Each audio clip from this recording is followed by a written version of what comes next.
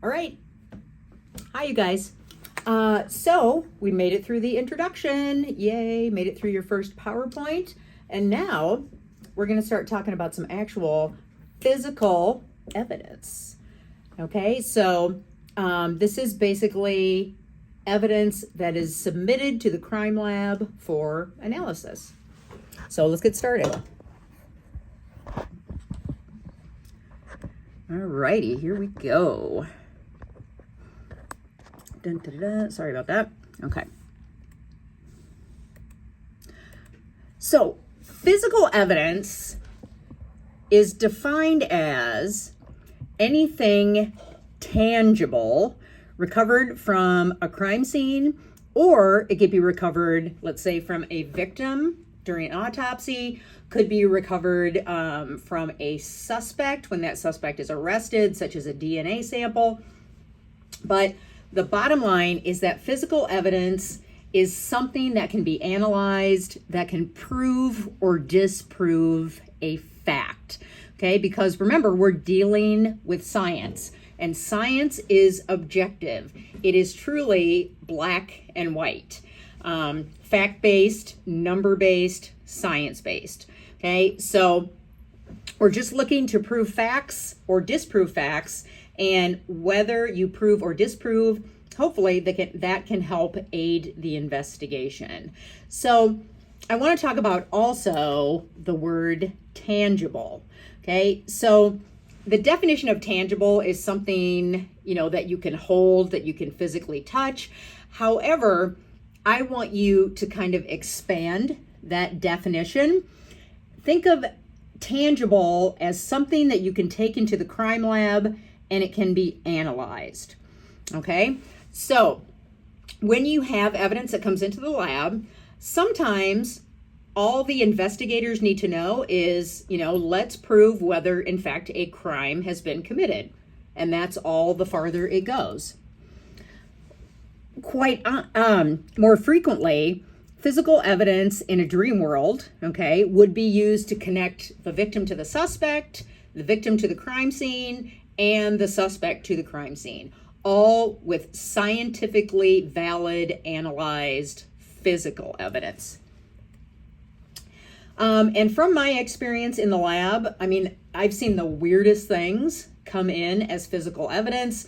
I know you can probably imagine what would be the most common types, but literally, like the things that people have, that at least I have observed that people use to kill each other. It's just like, if you can imagine it, it's been used as a murder weapon, basically. Okay, so the purpose of recognizing physical evidence at a crime scene is so it can be collected properly and then transported to the lab in a usable condition with no contamination, and then analyzed by properly trained and educated scientists. Okay, so when we are talking about, or at least, myself, when I'm in this lecture, I'm going to assume that the lab has good techniques. It has scientists that are well educated and trained and ethical, and that the system works. Now, obviously, we know that that's not always the case. There are certainly, bad apples in every profession, and, sometimes guidelines aren't followed. But if physical evidence is collected properly, transported properly, and analyzed properly, it's a very, very powerful evidence. Okay, it's also, because humans are involved, it's really hard to ascertain how much weight a piece of evidence is going to have in a case. Okay, so first of all, let me talk about the different types of trials. Okay, so probably the one that you're most familiar with, that you hear about when cases are in the news and well publicized, is a jury trial, where the defendant's guilt, or whether they're going to be convicted or acquitted, is decided by 12 of their peers that are selected, and then usually there are a few alternates on the jury.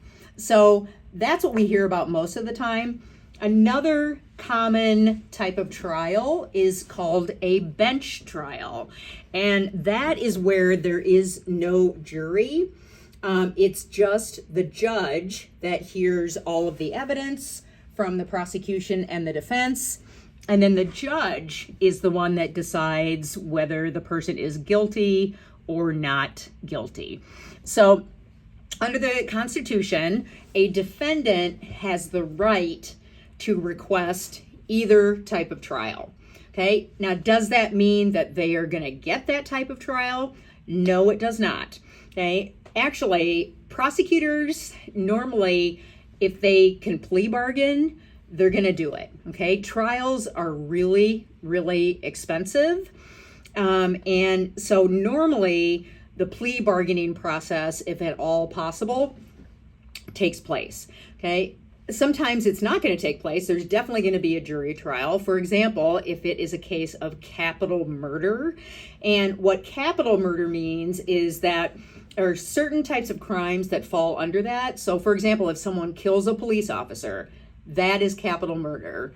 If they kill, I believe it's, 2 or more people at the same time, or if they murder someone with just, murdering someone is terrible, but if they torture them and use, excessive cruelty, that is usually considered capital murder as well. Capital murder is going to have a jury trial.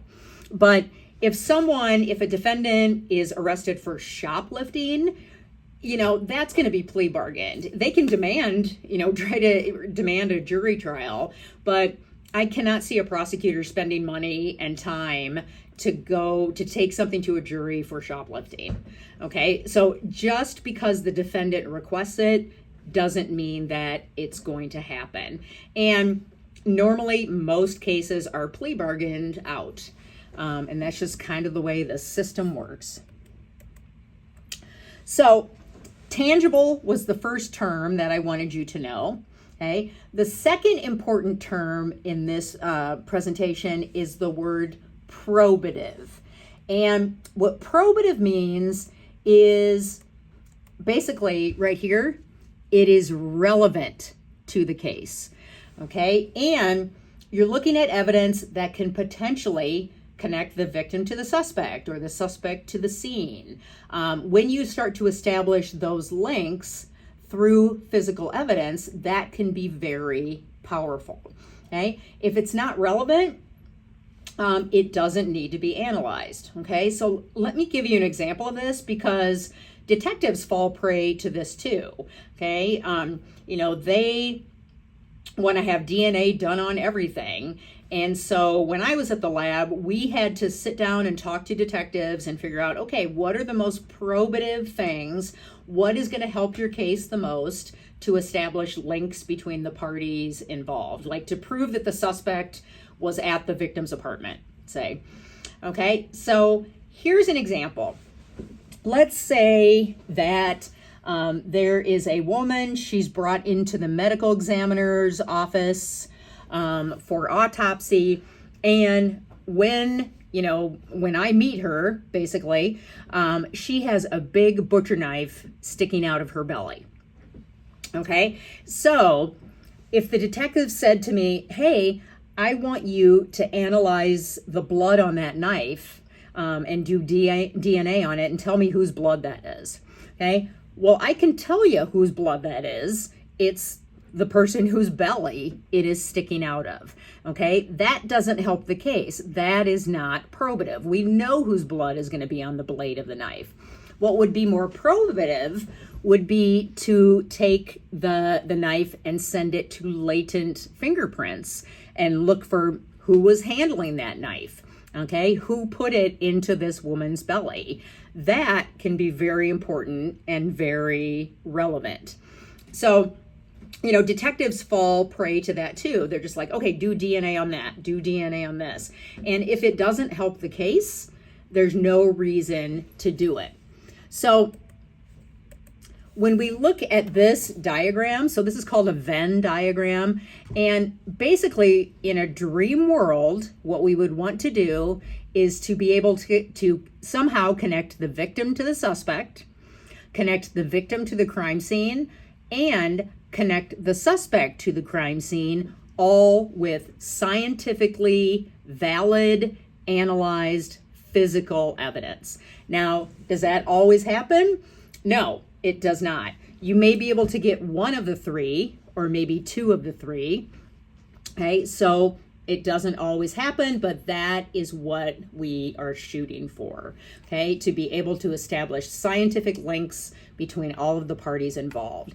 And realize that this diagram, too, is showing you the most simple of scenarios where you have one victim, one suspect or one offender, and one crime scene. A lot of crimes become much more complicated, okay? You could, even if it's a single victim, if, maybe where they were abducted, that's your first crime scene. Where they were assaulted, that would be your second crime scene. Where their body was dumped, that would be a third crime scene. And you could have multiple suspects and maybe multiple victims. So it can become very complex, but anytime you can link the parties together with scientifically valid evidence, that is incredibly powerful because it doesn't rely on emotions. It's not subjective. It's not what someone said or what someone remembered, because humans are fallible. It's just science, and you're using the science to connect it. But for that to happen, you have to have good quality, people who are well trained at the crime scene, collecting the evidence, preserving it, sealing it so it doesn't get contaminated. You have to have a chain of custody that can be proven, and you have to have people in the lab who know what they're doing and are ethical.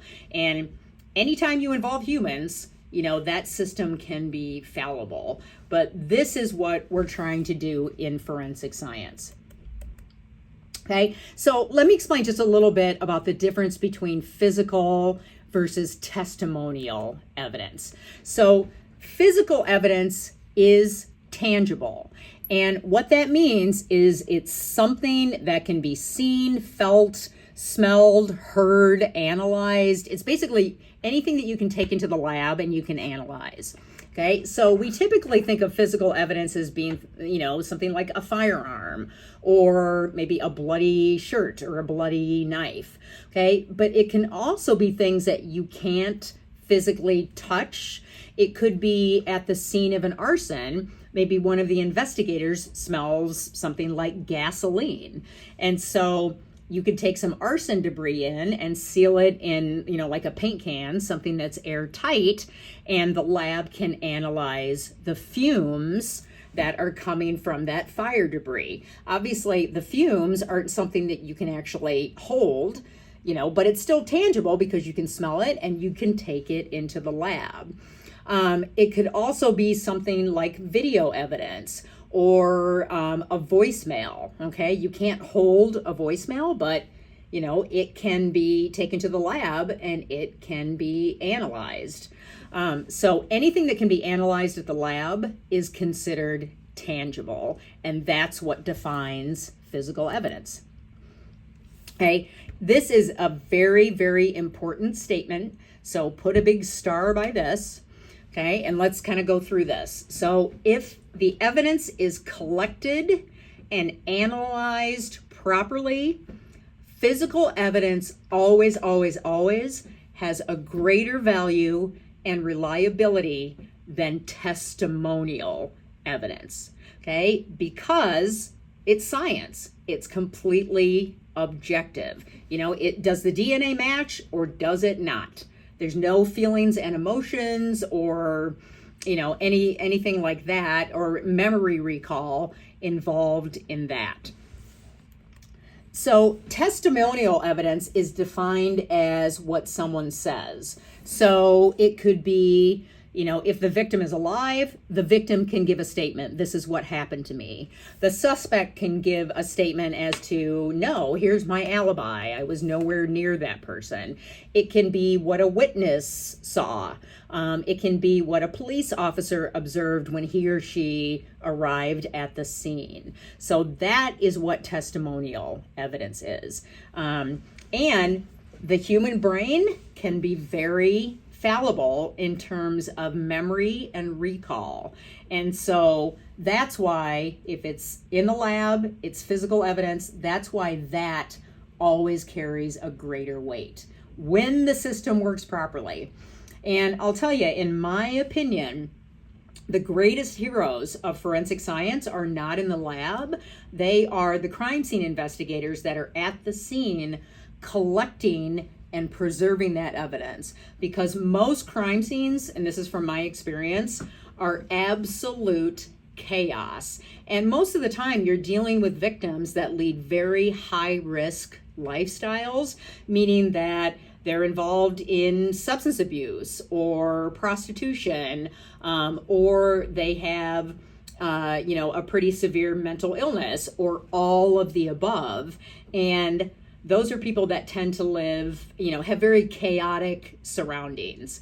And so a crime scene tech has to go into that crime scene and look around at all of, the squalor and all of this stuff and try to figure out, okay, what is the crime that was committed? What should I be looking for? And kind of, a lot of times it's looking for a needle in a haystack. But, a well-trained CSI can basically make or break a case. If, the evidence is collected in a crappy manner and the lab basically can't uncrap it. Okay, so it has to be collected and delivered to the lab in a state where there hasn't been contamination, where there's not further decomposition, and the chain of custody is intact. And that is what the crime scene investigator does. So, they are truly, the real heroes of forensic science. So, a lot of these are probably things that you would have thought of when you think about physical evidence, but literally I could make 100 slides based on what I've seen submitted. So we know things with body fluids like blood, semen, and saliva, those can go to serology and then potentially have DNA. Documents for handwriting analysis or fingerprint analysis, drugs, explosives, fire, fibers, fingerprints, firearms, glass, whether it's auto glass, any type of impression like footwear or tire impressions. Any of these kinds of things. So, broken vehicle lights, any type of powder residue. Could that be some type of drug evidence? Petroleum products, and is that used to start a fire? Or, could it be used as an explosive? Even something simple as soil or sand or any type of plant material or wood that is present at the scene. That comes into the lab, quite frequently. Organs and physiological fluids, that is more in the realm of the autopsy suite. So that is more, pathology. But literally anything that is found at a crime scene or on a victim or on a suspect can be collected and submitted to the lab for analysis as physical evidence. Okay, so I'm going to stop there for lecture number 1, and then we're going to talk about once the evidence makes it to the lab, and let's assume that it has been collected and transported properly, what does the lab do with it? What does the forensic scientist actually do once that person takes custody of that evidence? Okay, and that's where we'll pick up in lecture number 2. Thank you.